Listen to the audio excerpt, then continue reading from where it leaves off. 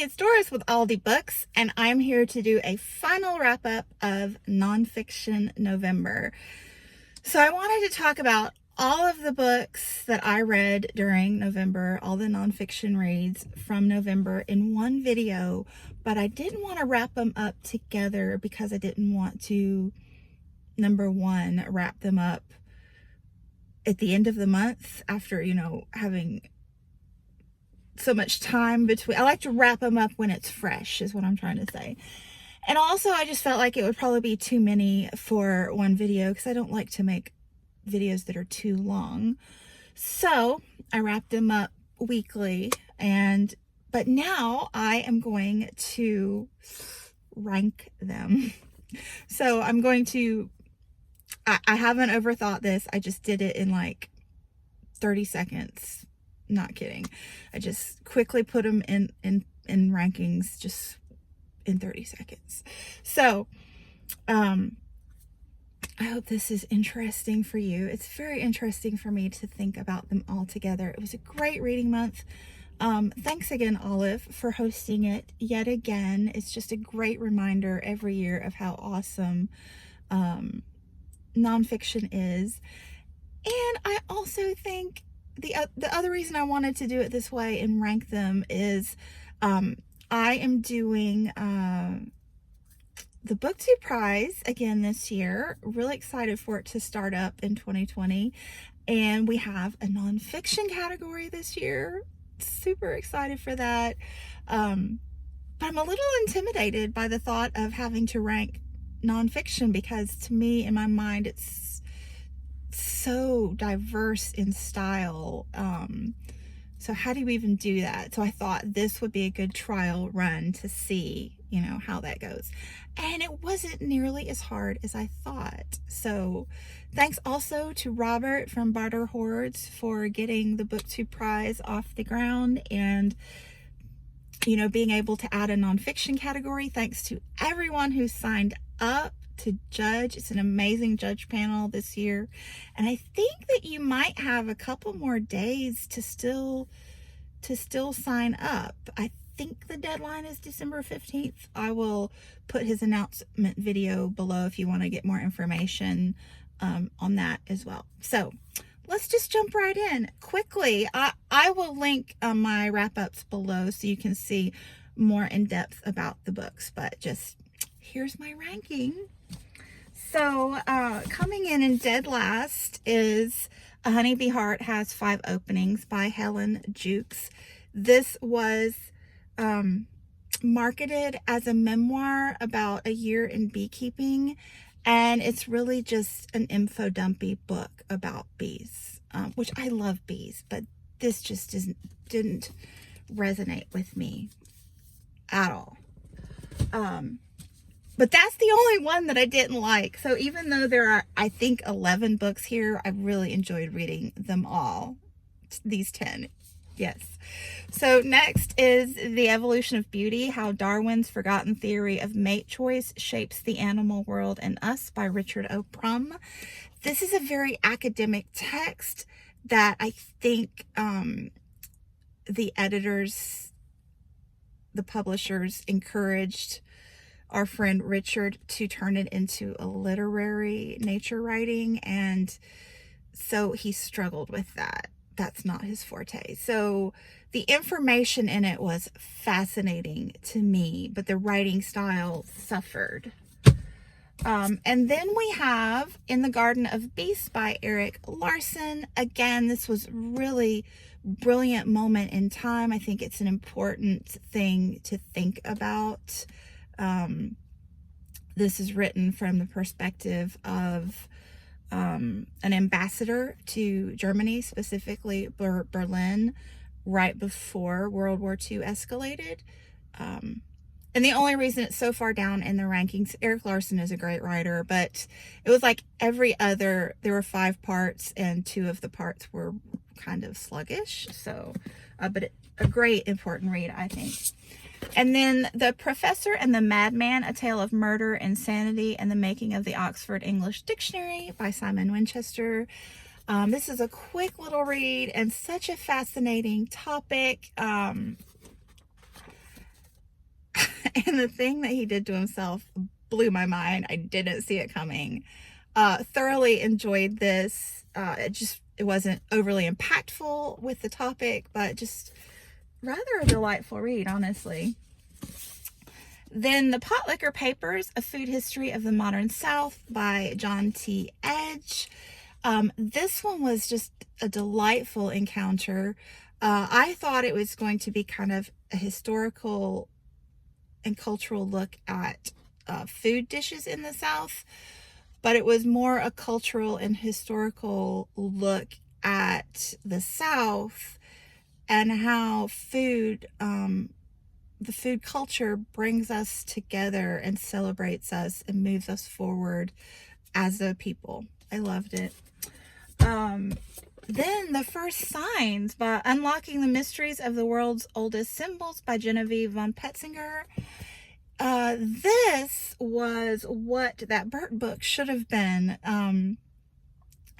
I think she was still a PhD student or a new PhD graduate, and she won a grant to study the geometric markings in Ice Age caves, Ice Age cave art, and just to find meaning in that. And she just, it was a little tiny bit of a memoir, but not really, but she just did a fine job of simply telling her information and organizing it in a fashion that really related to us well. I think she did a great job with that, and it was super interesting. And then The $80 Champion, Snowman, the Horse That Inspired a Nation by Elizabeth Letts. This was an interesting time period. It was just after World War II, and the U.S. going from an agrarian society to a more industrial society, especially with transportation. And we got an immigrant's story as well, and this rags to riches horse saved from the slaughterhouse. And it was just delightfully inspiring. And the author, even though you know the whole time it's a Cinderella story and the ending is going to be lovely, she still gives you that just a little bit of satisfying tension at each event. So yes. And then David McCullough's The Great Bridge, the epic story of the building of the Brooklyn Bridge. This one, I need to go to New York again. Charlie, I'm coming to visit. He's my nephew. I feel like I didn't fully appreciate the Brooklyn Bridge the first time I walked it, so I need to do it again. This is one of the style of stories that I really appreciate. Histories, I should say, but just how visionary and inspiring man can be. Great read. McCullough is a great author. Then I Am by Maggie O'Farrell. 17 Brushes with Death. Focus on brushes. This author is brilliant. And I say that because the first two essays in here, this is a memoir, a very stylized memoir. The first two essays in here, I didn't like. I wasn't sure I was going to like this book. And she comes across very self-absorbed. But she jumps back and forth in time with her story, and it's just brilliantly constructed. And by the end, you can see how she matured as a person, and just for her to be so self-aware and reflective of her own life, and to be able to bring me on that journey with her. Wow. And just the things that she is going through as a mother.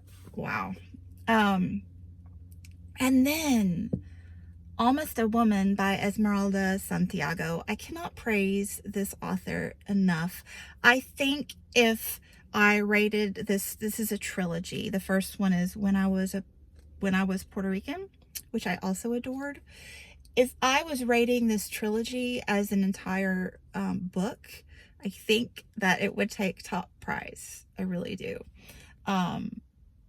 but this is really good. And again, this author, she is so self-aware and so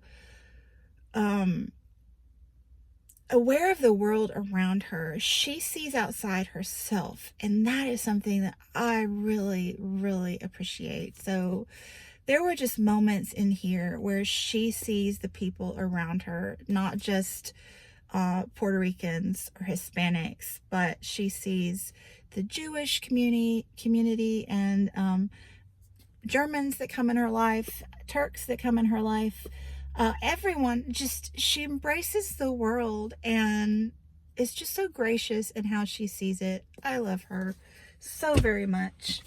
And then in first place, The Great Influenza, the story of the deadliest pandemic in history by John M. Barry. I thought long and hard throughout the month, and like I said, I was tempted with Esmeralda Santiago and even Maggie O'Farrell, but I have to leave this one in first place. And this one I read in tandem with The Great Bridge. And just, again, how inspiring man can be when we really put our minds to it. And individuals, this was the race for a cure. And I'm going to tell you, I cried 5 times reading this, and not because I was devastated about the impacts of disease, but because I was so inspired by the work that people have done to bring healing in this world. And then there were 2 additional moments where, jaw-dropping, my mind was blown.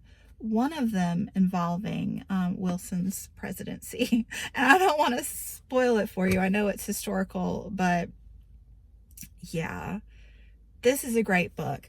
There are a couple spots where you may find it a little statistically info dumpy, and he doesn't pull back from the science, so there's that. But I love science, so wow.